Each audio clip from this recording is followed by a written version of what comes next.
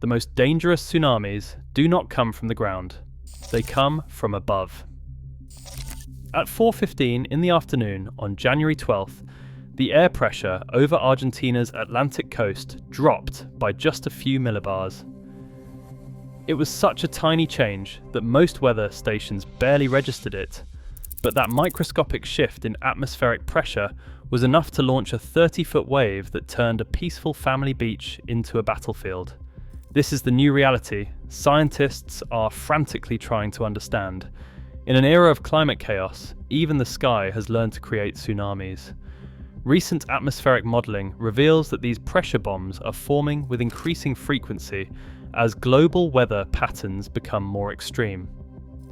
The victim of Argentina's Meteotsunami had no warning, because there was nothing to warn him about. No earthquakes, no volcanic activity, no massive storms, just a subtle change in the weight of air that his body could not detect, but the ocean could amplify into a liquid missile. Research teams analysing the event discovered something that is redefining coastal threats. The same atmospheric instability that is creating more severe thunderstorms is also generating these invisible tsunami triggers. And unlike seismic events that can be tracked across continents, atmospheric pressure bombs appear and strike within minutes. The geometry of Argentina's coast turned out to be the perfect amplifier for these pressure waves. Global coastal surveys are revealing that similar underwater configurations exist near major population centres worldwide. Millions of people live beside natural wave launchers that could activate without warning.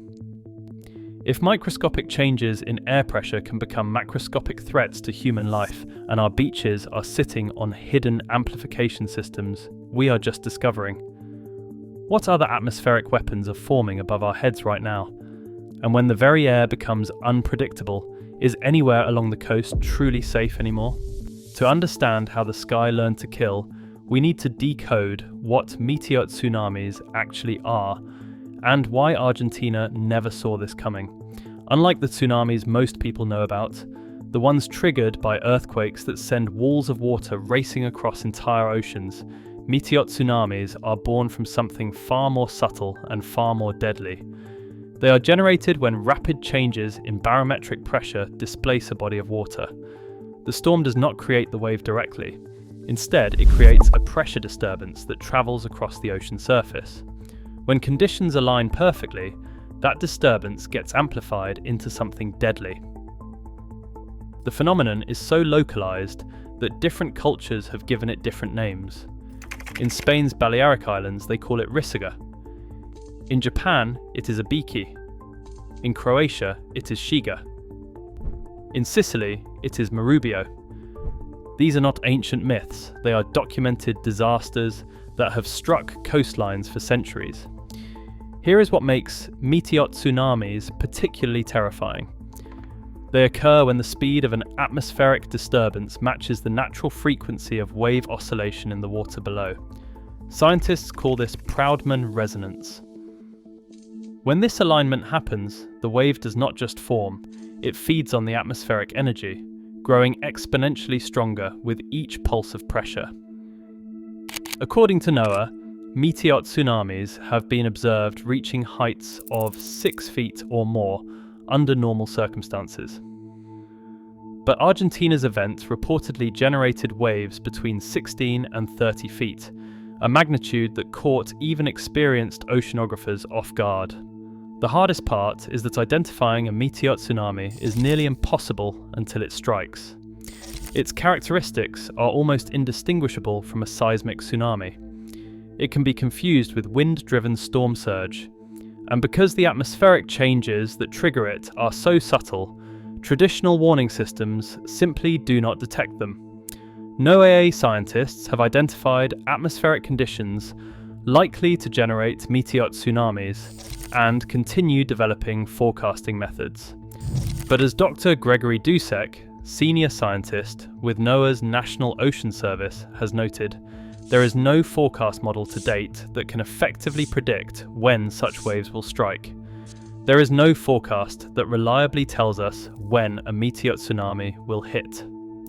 25 meteotsunamis strike the US East Coast alone every year. In the Great Lakes, that number rises to 126 each year. Most are too small to notice, but every so often the conditions align, the resonance builds, and a microscopic pressure change becomes a macroscopic killer. Argentina's Atlantic coastline was never supposed to be a meteotsunami hotspot. But January 12th revealed that geography had been hiding a deadly secret all along. The continental shelf extending from Santa Clara del Mar creates exactly the kind of shallow water environment that amplifies incoming pressure waves.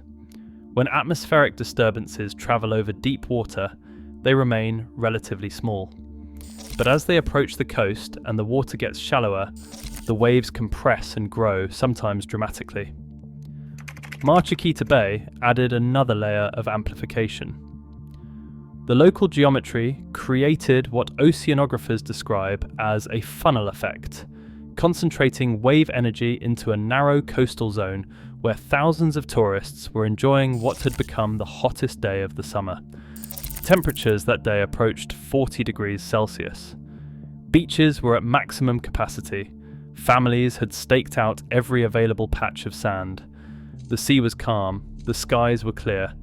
Nothing suggested that an invisible atmospheric bomb was racing toward shore. But here's what the science now reveals about Argentina's weather patterns. The Relámpago Research Project, an international collaboration studying South American storms, has found that Argentine thunderstorms are larger and have more lightning, and generate more extreme conditions than their northern hemisphere counterparts. The atmospheric instability that creates these violent storms also creates the rapid pressure differentials that can trigger meteotsunamis. Making matters worse, Argentina has been experiencing consecutive extreme heat and flooding events that highlight the risk of increasingly frequent and intense hazards in a warming climate. In March 2025, just 2 months after the Meteotsunami, Bahia Blanca received over 300 millimeters of rain in just 8 hours, nearly half the city's annual average, killing 16 people and affecting over 300,000. Climate scientists from World Weather Attribution found that the extreme heat preceding those floods would have been virtually impossible without climate change. The same atmospheric dynamics that made that rainfall event so devastating are connected to the pressure instabilities that can spawn meteotsunamis. And the monitoring systems, they were not designed for this threat. Argentina's coastal warning networks focus on seismic activity. Tide gauges were not positioned to detect the rapid oscillations characteristic of meteotsunamis. The event was described by local officials as historic and unprecedented. The stage was set for catastrophe. All it needed was a trigger. January 12th, 2026, the hottest day of the Argentine summer. Santa Clara del Mar, a coastal town 20 kilometers north of Mar del Plata, was packed with tourists escaping the inland heat. At approximately 4:15 in the afternoon, the ocean did something witnesses had never seen before. The water withdrew. Several meters of seafloor became suddenly visible along the shoreline. For anyone who understood what that meant, it was the clearest possible warning. But most beachgoers did not understand. Some walked toward the receding water, curious about the exposed sand. Others took photos. They had less than 2 minutes. When the sea returned, it came as a violent surge. Witnesses reported waves between 5 and 6 meters, and some claimed up to 9 meters, crashing onto a beach filled with families, children, and tourists who had no idea what was happening or where to run. The wave swept away umbrellas, beach chairs, and people. It threw bodies against rocks. It dragged swimmers underwater. In the chaos, lifeguards performed rescues while others performed CPR on the sand.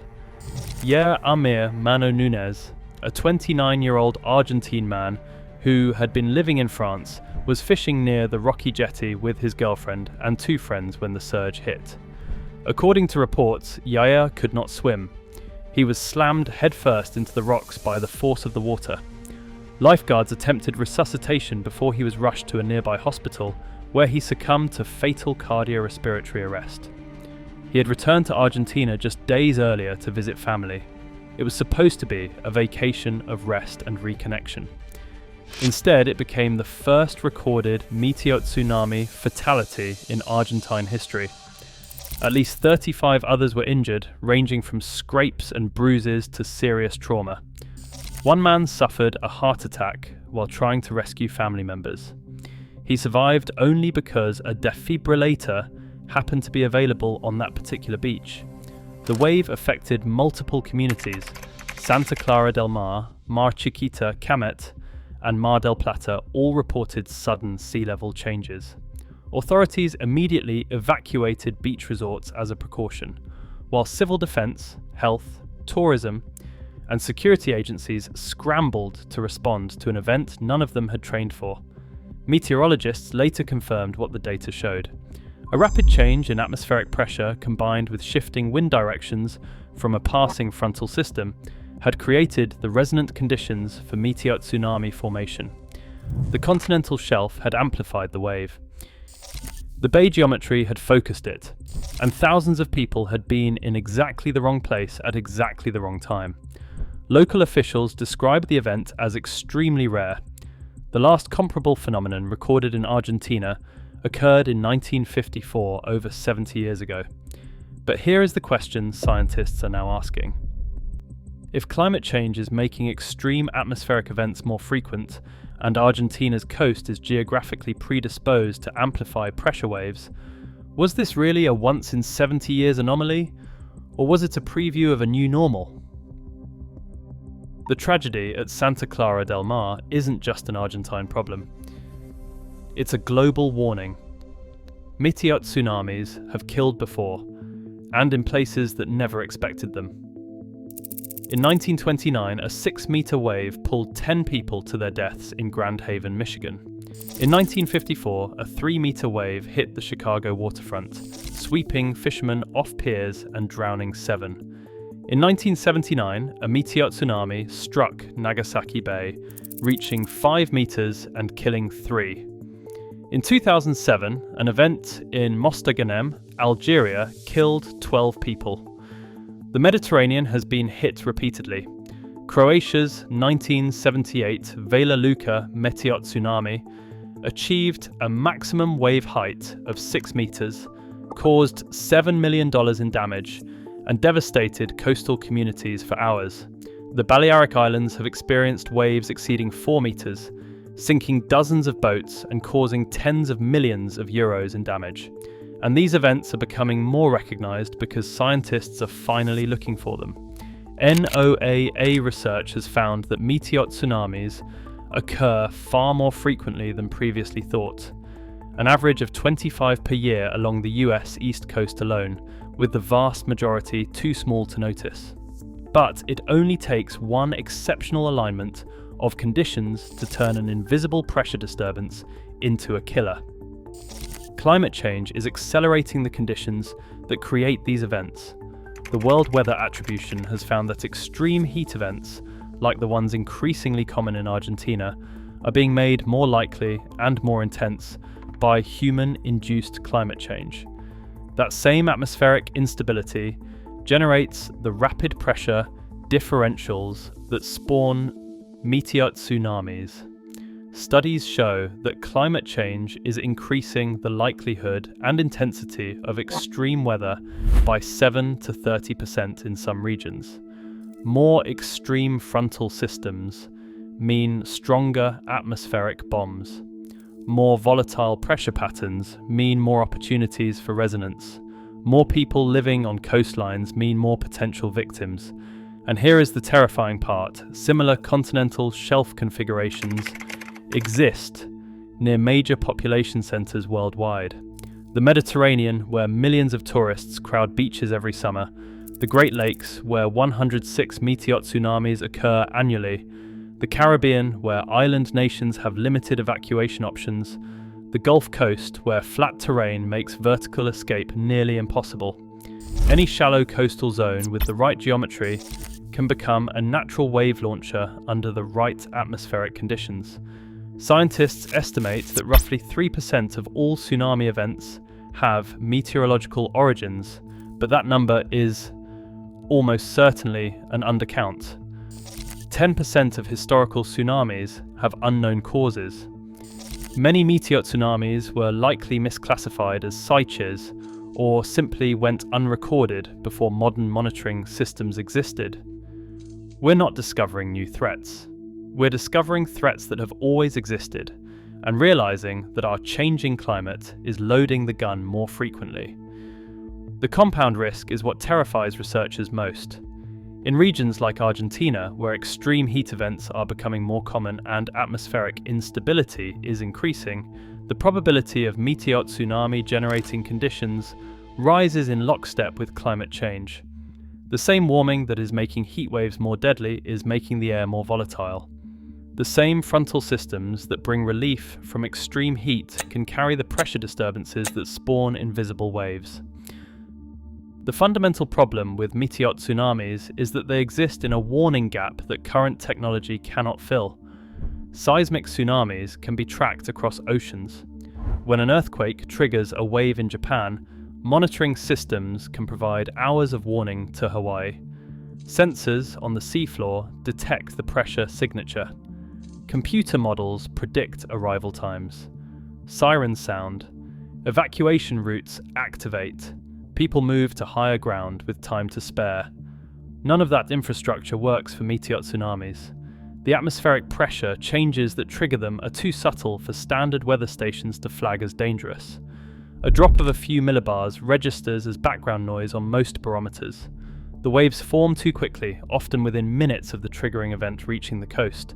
And because the phenomenon is localized, affecting just one harbour or one stretch of beach rather than an entire coastline, there is no continental early warning system to activate. Consider the timeline of a seismic tsunami versus a meteotsunami. A Pacific earthquake can trigger waves that take 12 hours to cross the ocean, plenty of time for warnings, evacuations and preparations. But a meteotsunami might form over the continental shelf and reach shore in 15 minutes. By the time anyone realizes something is wrong, the sea is already withdrawing.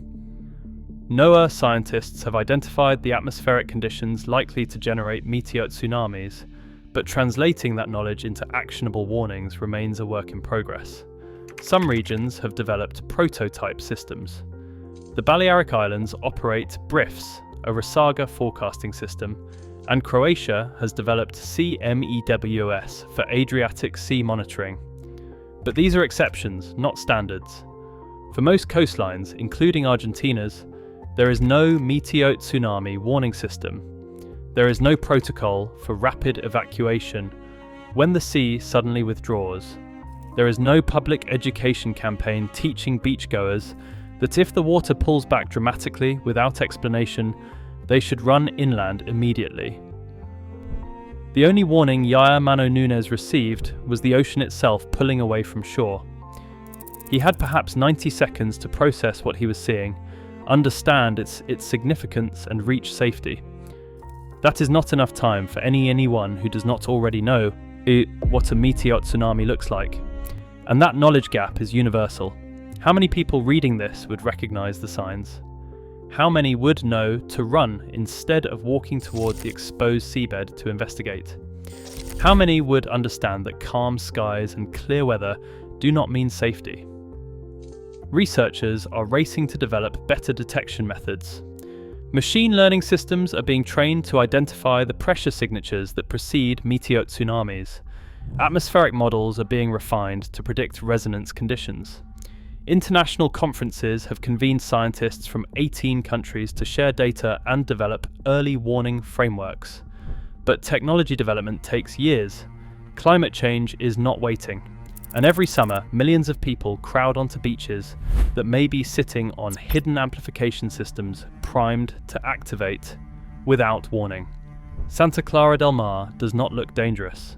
It looks like paradise, a stretch of golden sand with gentle waves, families building sandcastles, children splashing in the shallows. That is what makes this threat so insidious. There is no smoking volcano on the horizon, no fault line marked on tourist maps, no visible sign that the atmosphere above and the ocean below are capable of conspiring to create a 30-foot wall of water in the span of 2 minutes. Scientists at NOAA, universities around the world, and meteorological agencies across continents are working to understand these events. They have documented the physics. They have mapped the susceptible coastlines. They have identified the atmospheric patterns. But understanding a threat and preventing its consequences are two very different things. The geometry of Argentina's coast amplified a pressure wave into a killer. The same could happen in the Mediterranean, the Great Lakes, the Caribbean, or any of dozens of coastlines, where shallow water and specific bay configurations create natural resonance chambers. Climate change is making extreme weather more common, and atmospheric instability is increasing. The conditions that generate meteotsunamis are becoming more frequent, and the warning systems do not exist yet. Yair Amir Mano Nunes was 29 years old. He had lived in France for 8 years, working as a professional horse jockey. He came home to Argentina to see his family, to reconnect with the country where he grew up. He died on a perfect summer day, killed by a threat he could not see and could not predict, on a beach that had been safe for 70 years. His death raises the question that should haunt every coastal community on Earth. If the atmosphere has learned to create tsunamis, and we cannot yet predict when they will strike, how do you keep your family safe on a beach that might be sitting on an invisible trigger? The ocean gives one warning: a sudden dramatic withdrawal of water. If you ever see that happen on a calm day with no earthquake, no storm, no obvious explanation, do not walk toward it, do not photograph it, do not wait to understand it, run, because you might have 90 seconds, or you might have less. What do you think? Should coastal communities be required to install meteotsunami warning systems? Have you ever witnessed a sudden sea withdrawal? Share your experience in the comments.